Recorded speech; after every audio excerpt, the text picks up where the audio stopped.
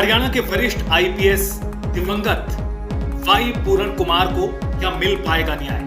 ये आज का सबसे बड़ा सवाल है। जातिगत भेदभाव, शोषण से परेशान होकर आत्महत्या कर चुके वाई पूरण कुमार के मामले में चंडीगढ़ की पुलिस ने अब एफआईआर दर्ज कर ली है। गुरुवार की शाम को दर्ज हुई इस एफआईआर में सभी बड़े अधिकारियों के नाम है। शायद इतिहास में ऐसा पहली बार हो जब इतने बड़े स्तर के अधिकारियों को एफआईआर में शामिल किया गया है। एफआईआर में उनका नाम आया होगा। दरअसल वाई पूरण कुमार ने मरने से पहले जो फाइनल नोट लिखा था उसमें वो सब कुछ लिखकर चले गए कि क्या उनके साथ शोषण हो रहा था, क्या उनको जातिगत भेदभाव का सामना करना पड़ रहा था और कौन कौन कर रहा था। तो जो चंडीगढ़ की पुलिस ने एफआईआर दर्ज की है उसमें 15 अधिकारियों के नाम हैं, जिसमें 3 आईएएस हैं और 12 आईपीएस अधिकारी हैं, कुछ रिटायर्ड भी हैं। इस मामले में तमाम बड़े अधिकारियों के नाम शामिल हैं। सुनिए, सीएस यानी चीफ सेक्रेटरी जो सरकार के सबसे बड़े अधिकारी होते हैं, अनुराग रस्तोगी का नाम है। टीवीएसएन प्रसाद जो पूर्व मुख्य सचिव हैं, राजीव अरोड़ा जो पूर्व एसीएस गिरी हैं। आईपीएस अधिकारियों में पुलिस के सबसे बड़े अधिकारी डीजीपी का नाम इस एफआईआर में है और डीजीपी मुख्य आरोपी के तौर पर हैं, जो कि परिवार और अपनी फाइनल नोट में वाई पूरण कुमार यही लिख कर गए हैं।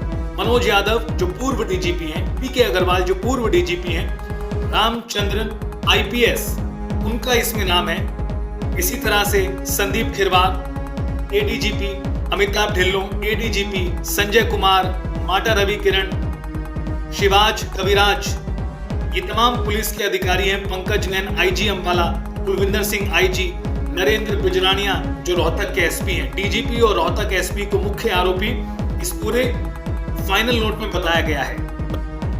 हालांकि जो चंडीगढ़ की पुलिस ने एफआईआर दर्ज की है उसको लेकर कुछ सवाल खड़े हुए हैं। सवाल दरअसल वाई पूरण कुमार के परिवार ने उठाया है। जिस तरह से एफआईआर दर्ज की गई उसे लेकर उनकी पत्नी अमनीत पी कुमार ने चंडीगढ़ एसएसपी को चिट्ठी लिखी है और एफआईआर में संशोधन की मांग की गई है। कहा गया है कि जो धाराएं लगाई गई हैं उसमें और शामिल की जाए। SC/ST एक्ट की जो धाराएं लगनी चाहिए थी वो इसमें शामिल नहीं है। पत्र में लिखा है कि एफआईआर में आरोपियों के नाम का साफ तौर पर उल्लेख नहीं है। एफआईआर की बिना हस्ताक्षर वाली कॉपी दी गई है जिसमें जानकारी अधूरी है।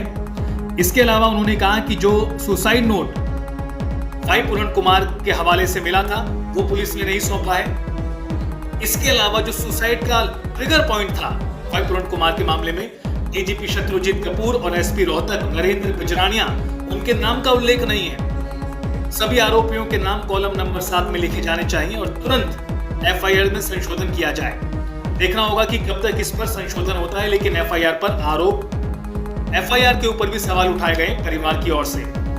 और आइए अब आपको बताते हैं कि जो फाइनल नोट वो लिख कर गए थे, यानी जो फाइनल नोट वाई पूरण कुमार लिख कर गए हैं दिवंगत वरिष्ठ आईपीएस अफसर, उसमें किन अधिकारियों के नाम है और क्या आरोप है, किस तरह से शोषण उनका किया जा रहा था। सुनिए, सबसे पहले आपको बताते हैं कि वाई पूरण कुमार ने अपने सुसाइड नोट में, फाइनल नोट में शत्रुजीत कपूर जो डीजीपी हैं हरियाणा के आज भी, यानी 10 तारीख के दोपहर तक वीडियो शूट होने तक, उनके ऊपर कहा है कि शत्रुजीत कपूर ने अपने वेतन एरियर 1 जनवरी 2015 से प्रभावी रूप से प्राप्त कर ली, लेकिन जब मैंने समान आधार अपने मांगे तो मुझे सार्वजनिक रूप से तत्कालीन गृह मंत्री अनिल विज और अतिरिक्त मुख्य सचिव होम टीवीएसएन प्रसाद के सामने बेइज्जत किया गया।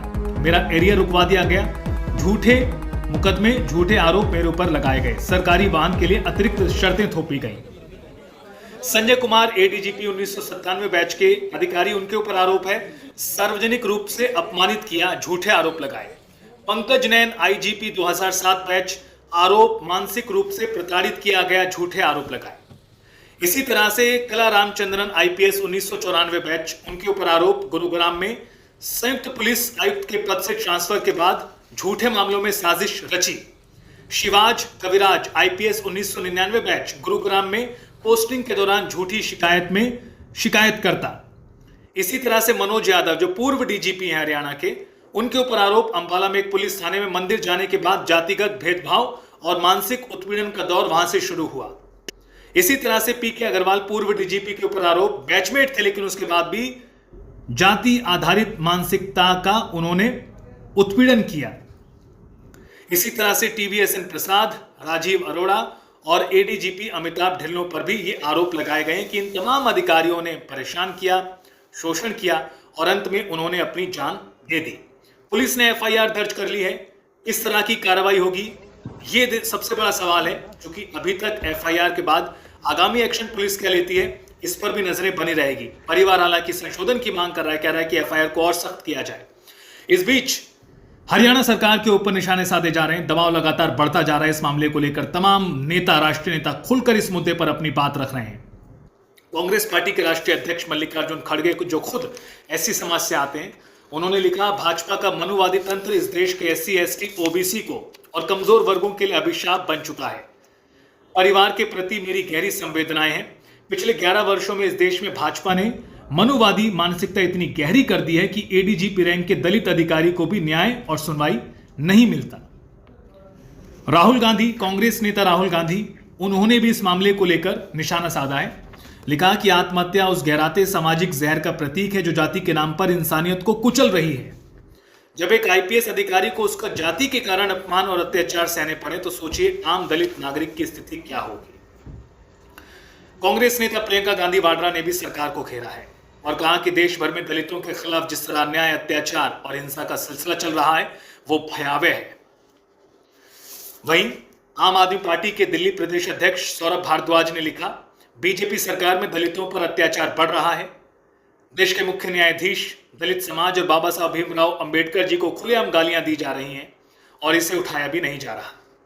तो इस तरह से पुलिस की एफआईआर, परिवार के उस पर सवाल और साथ ही साथ जो वाई पूरन कुमार अपने फाइनल नोट में लिखकर गए थे उसमें संगीन आरोप है। पुलिस के ऊपर दबाव है, सरकार के ऊपर दबाव है कि ना सिर्फ कार्रवाई सख्त हो बल्कि कार्रवाई होती दिखाई भी दे। हालांकि इस मामले में जांच चंडीगढ़ की पुलिस कर रही, जो केंद्र शासित प्रदेश है। अब देखना होगा कि क्या इस मामले में न्याय मिल पाएगा।